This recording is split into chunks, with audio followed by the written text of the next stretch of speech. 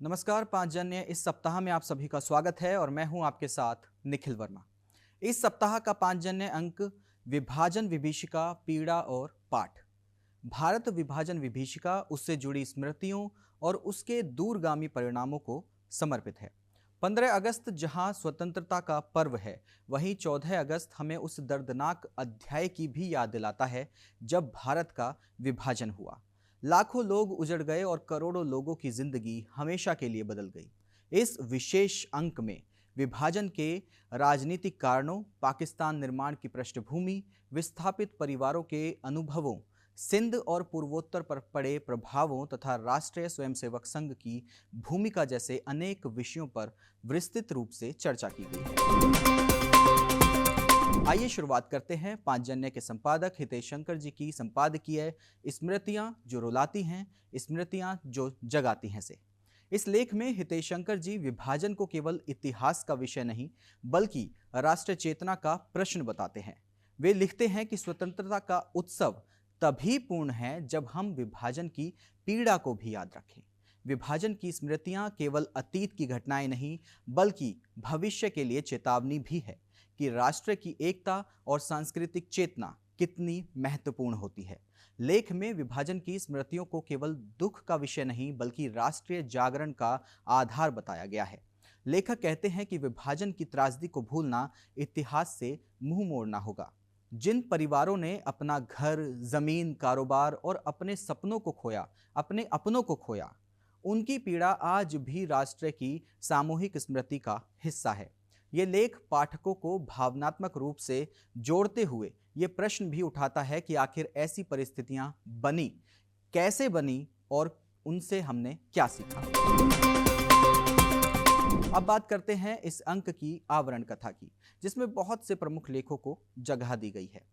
इसमें सबसे पहला महत्वपूर्ण लेख है षड्यंत्र का परिणाम पाकिस्तान, जिसके लेखक हैं पत्रकार बलबीर दत्त। इस लेख में पाकिस्तान निर्माण की राजनीतिक पृष्ठभूमि और ब्रिटिश नीतियों का विश्लेषण किया गया है। लेखक का मत है कि विभाजन कोई अचानक हुई घटना नहीं थी बल्कि लंबे समय तक चले राजनीतिक षड्यंत्रों और तुष्टीकरण की राजनीति का परिणाम था।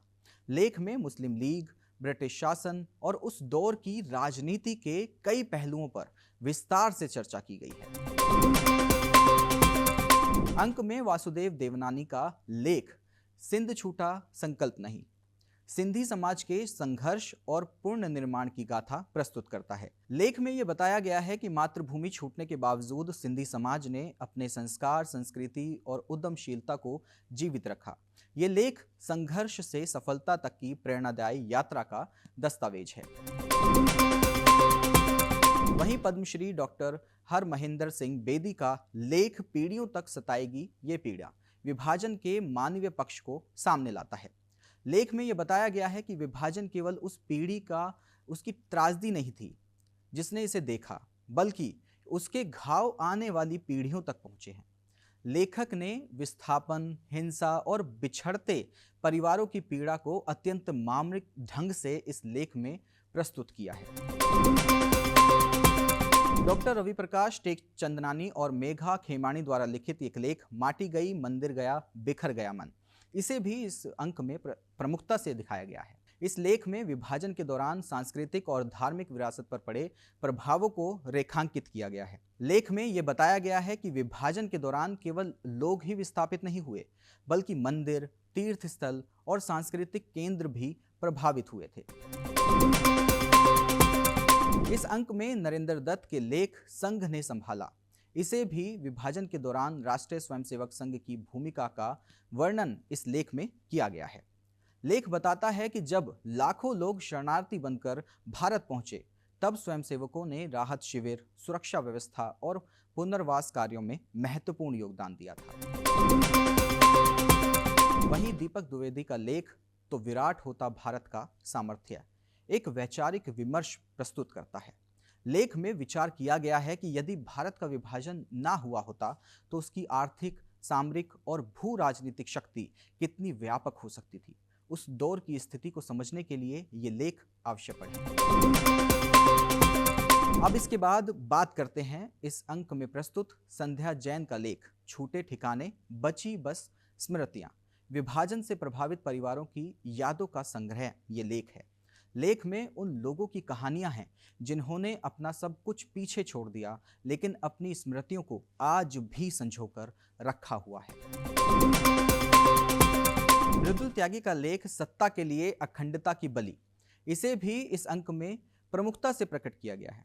यह लेख विभाजन की मानवीय कीमत को सामने लाता है। लेख ये बताता है कि राजनीतिक निर्णयों की सबसे बड़ी कीमत आम नागरिकों ने चुकाई है, जिसका कोई दोष नहीं था। वहीं सबसे अधिक प्रभावित भी वही लोग हुए थे। अंक में प्रोफेसर विघ्नेश त्यागी के लेख लकीर खींची लाखों उजड़ गए, इस लेख में विस्थापन की भयावहता का चित्रण किया गया है। एक सीमा रेखा ने लाखों लोगों को शरणार्थी बना दिया और उनका पूरा जीवन बदल गया। इस बार बहुत से लेखों को पूरे विस्तार से अंक में जगह दी गई है। उनमें से एक है अरुण कुमार सिंह का लेख अभी भी छलकती हैं आंखें, जिसमें विभाजन के प्रत्यक्षदर्शियों की स्मृतियों को सामने लाया गया है। लेख पढ़ते हुए महसूस होता है कि दशकों बाद भी वह दर्द लोगों के मन में जिंदा है।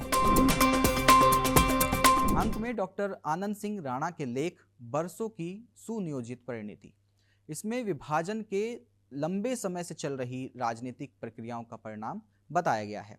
लेखक ने उन घटनाओं का विश्लेषण किया है जिन्होंने अंततः देश के विभाजन की राह बनाई। आवरण कथा का अंतिम प्रमुख लेख है पूर्वोत्तर पर बंटवारे की चोट, जिसे लिखा है हेमेंद्र कुमार ने। लेख में यह बताया गया है कि विभाजन का प्रभाव केवल पंजाब और बंगाल तक सीमित नहीं था, बल्कि पूर्वोत्तर भारत ने भी इसके गंभीर परिणाम भुगते।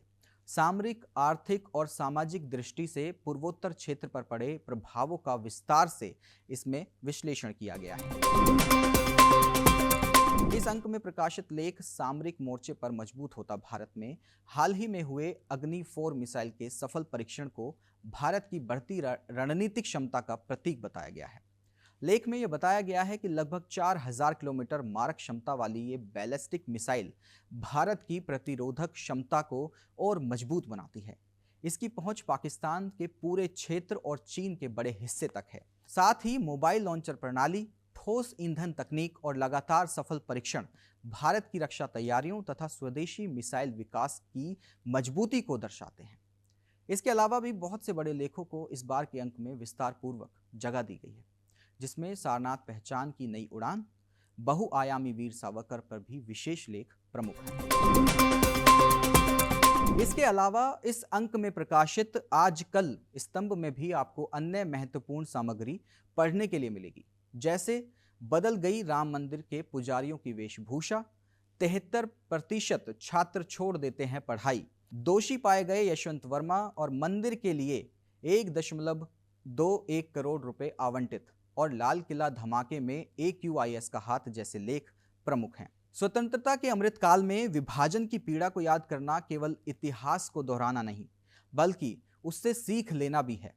5 जन्य का यह विशेषांक हमें बताता है कि विभाजन केवल अतीत की घटना नहीं, बल्कि राष्ट्रीय चेतना का एक महत्वपूर्ण अध्याय है। फिलहाल 5 जन्य इस सप्ताह में इतना ही। अगले सप्ताह वापस से मुलाकात होगी एक नए अंक और एक नए विषयों के साथ। नमस्कार।